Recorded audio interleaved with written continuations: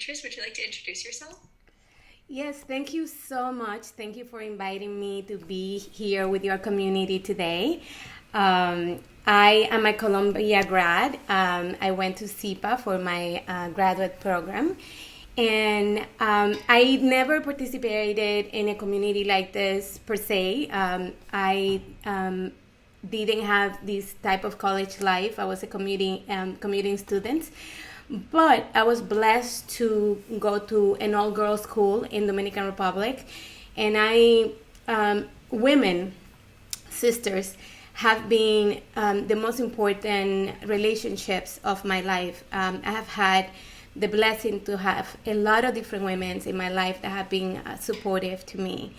I work in social services. I have a career of over 20 years working in nonprofit and government, and I'm also a coach. And I support my clients to connect more with themselves and with their bodies.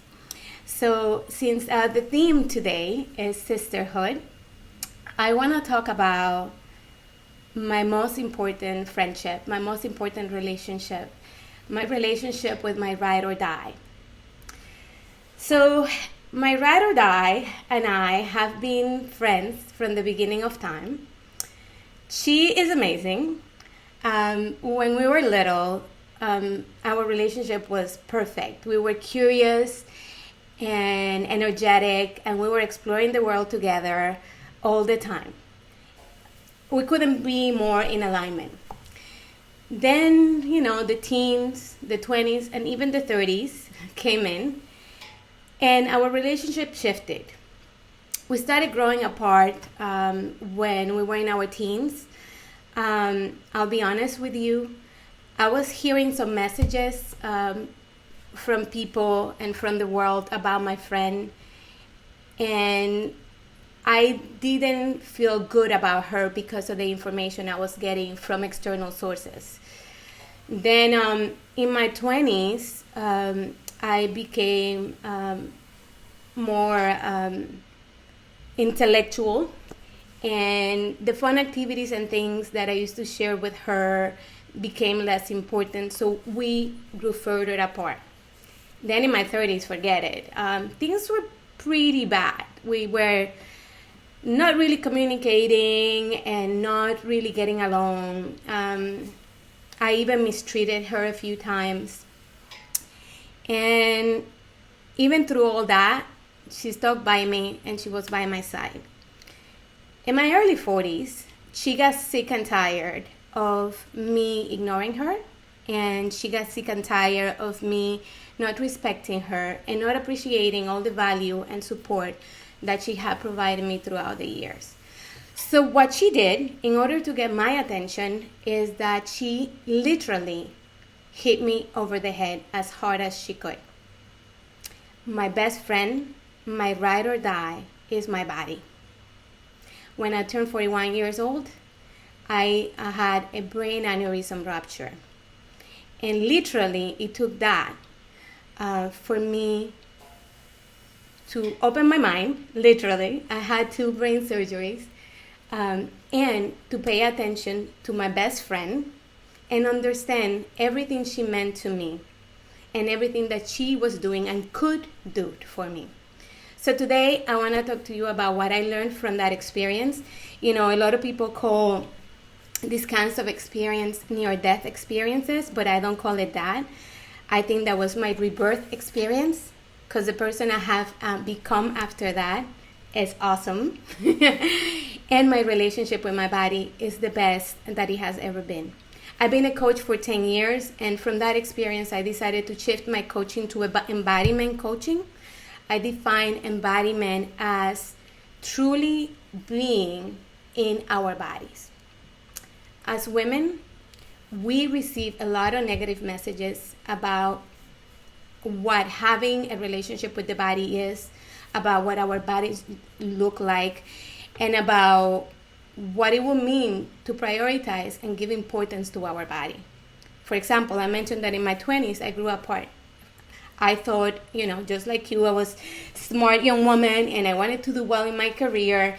And I felt that if I focused on my body, on the physical, I was neglecting my brain, and that was shallow and that was unimportant.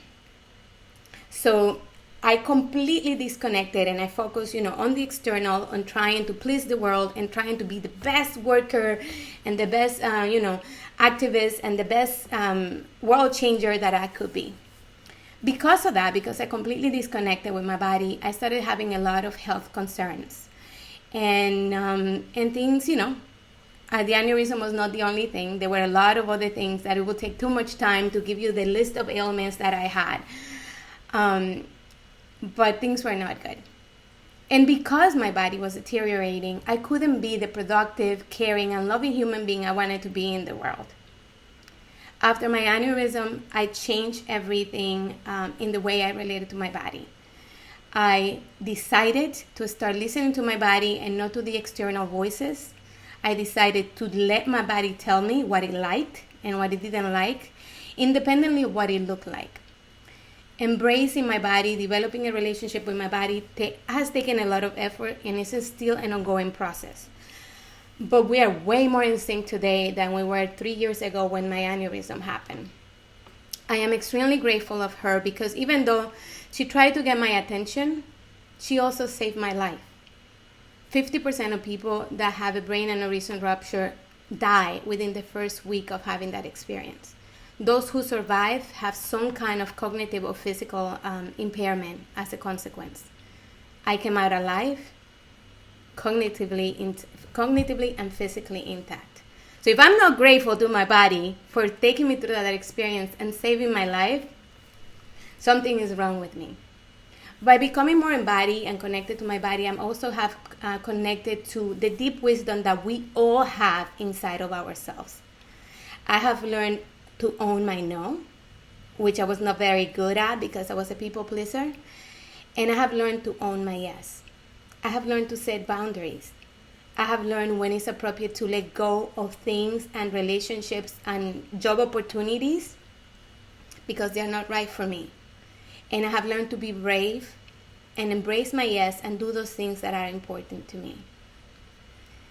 I also have learned what kind of movement my body enjoys, what kind of food my body enjoys. And I've also learned that I need a lot of sleep. All my relationships, the relationship with myself, and the relationship with the most important people in my life, my mother, my partner, have become better, stronger, deeper because of my relationship with my body. Now, I don't need to overthink anything. I just, I have a decision to make. I just connect. My stomach is, we all have heard that there's neurons in the stomach. I totally believe that's true. I just touch my stomach and I ask my stomach, what am I supposed to do? And she will let me know exactly what I need to do. So I encourage you all to take the time to get to know your body, to not listen to the external voices that tell you that your body's supposed to look a certain way, that if you do pay attention to your body, you're shallow, that your body is supposed to function and be a certain way, that you're supposed to have this and that diet in order to be healthy.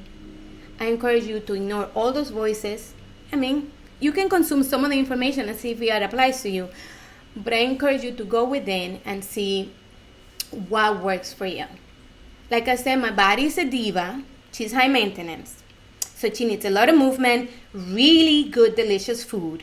She needs flavor, and she needs a lot of sleep. And yeah, it takes a lot of effort to take care of her, but it's worth it. Because she pays me back in kind. The more I invest in her, the more she gives me back in joy, health, and satisfaction and success. So every second I put into her, she gives back to me 100-fold. Our bodies are different. Our needs are different. Some of us may be the lucky ones that don't need to do much to be healthy and vibrant. Some of you may be like me that need to put a little bit of effort in order to be in your best health and in order to feel connected to your body. And some of us may have health conditions that no matter how hard we try, we can overcome. And instead of practicing self-care, we need to practice self-acceptance, unconditional self-acceptance. So that's my best friend. That's my ride or die. She's available to you too. She was with you when you were born, and she will be with you when you die. She will be with you when you fall in love. She will be with you when your heart is broken. And she will be with you when you get that great, amazing job where you do that thing that you're proud of. She will never let you down. But if you neglect her, she may hit you over the head like she did to me. So we don't need to let it go that far in order for us to fix our relationship with our bodies. Thank you so much for having me today.